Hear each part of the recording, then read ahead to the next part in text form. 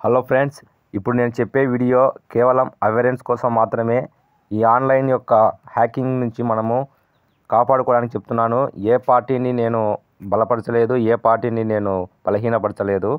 ఇప్పుడు మన ఆంధ్రప్రదేశ్లో ఈ యొక్క తెలుగుదేశం పార్టీ వాళ్ళు కార్యకర్తలు ఇంటికి వచ్చి ఒక సర్వే చూస్తున్నాము, ఎలక్షన్ సర్వే, మీ మొబైల్కు ఒక ఓటీపీ వస్తుంది చెప్పండి అంటున్నారు.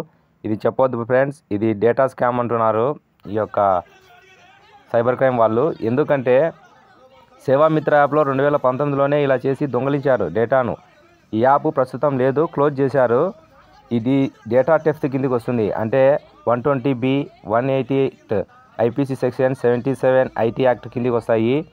సో ఇలా చేయకూడదు. నెల్లూరులో ఇలానే ప్రశ్నించారు, గొడవ జరిగింది. అంటే గృహంలో ఉన్నటువంటి వ్యక్తులు ఓటీపీని అడగనీకి కార్యకర్తలు వస్తే అడిగారు. మన ఓటీపీని ఎక్కడ చెప్పకూడదని మనకు మెసేజ్ కూడా వస్తుంటాయి చాలా. సో చెప్పకూడదు. ఆల్రెడీ ఓటీపీ అడగదు. రిజిస్టర్ మొబైల్ నెంబర్ ఉంటే ఓటీపీ అడగదు, ఏది కూడా అడగదు, బ్యాంక్ అడగదు, ఏవి అడగవు అనమాట.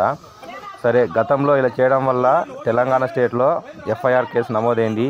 ఇలా చేయడం వల్ల, అంటే ఓటీపీలు అడగడం వల్ల ఈ టీడీపీ పార్టీ మీద. సేవామిత్రలో క్యాండిడేట్స్ ఫోటోలు కలర్గా ఉంటాయి. ఎలక్షన్ కమిషన్ రూల్స్ ప్రకారము ఎలక్షన్ సర్వేలో ఫోటోలు బ్లాక్ అండ్ వైట్లో ఉండాలి, కలర్లో ఉంటాయన్నమాట. ఇందులో ఇదే ఫ్రాడ్ అని తెలుసుకోవచ్చు. ఓటీపీ మేనిఫెస్టోలో దీన్ని యాడ్ చేస్తారు, మన పేరును యాడ్ చేసి ఇప్పుడు చూపించాను కదా ఇక్కడంతా, అలా యాడ్ చేస్తారు. దాని మీద క్లిక్ చేయగానే అలా పోతుంది, దాంట్లో యాడ్ అవుతుంది. ఒక నెంబర్ ఇస్తారు, ఆ నెంబర్కి మిస్డ్ కాల్ ఇవ్వమంటారు. అది అసలు పనిచేయదు, ఆటోమేటిక్గా ఆమోదం తెలుపుతుంది మనం అంగీకరించినట్టు. సో మనం ఏం చేయాలంటే, ఇలా చేసి వీళ్ళు మన బ్యాంక్ అకౌంట్ ఇది దోచుకునే అవకాశాలు ఉన్నాయి. దీన్ని వాళ్ళు లండన్కు సర్వేకి అమ్మేస్తున్నారు. అశోక్ IT గ్రీన్ అనే దానికి గతంలో అమ్మేశారు. సో ఇలా చేయొద్దు ఫ్రెండ్స్. తర్వాత వచ్చేసి మనం చేయాల్సిన పనులు: ఒకటి, ఓటీపీ చెప్పకూడదు, నిరాకరించాలి. రెండోది, ఒకవేళ తెలియక ఓటీపీ చెప్తే వెంటనే మన ఈమెయిల్ ID యొక్క పాస్వర్డ్, అదేవిధంగా గూగుల్ అకౌంట్ యొక్క పాస్వర్డ్ చేంజ్ చేసుకోవాలి. సో ఇది అవేర్నెస్ కోసము. అది మనకు ప్రైవసీ రైట్ ఉంది.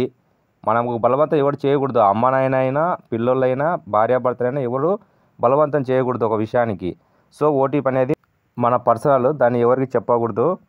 ఇలా స్కామ్ జరిగే అవకాశం ఉంది. ఇది ఇన్ఫర్మేషను ఇప్పుడు ప్రస్తుతం జరుగుతుంది కాబట్టి అలా చేస్తున్నా కాబట్టి చెప్తున్నాను. నేను ఏ పార్టీని బలపరచలేదు, ఏ పార్టీని బలహీనపరచలేదు ఫ్రెండ్స్. ఓన్లీ అవేర్నెస్ మాత్రమే.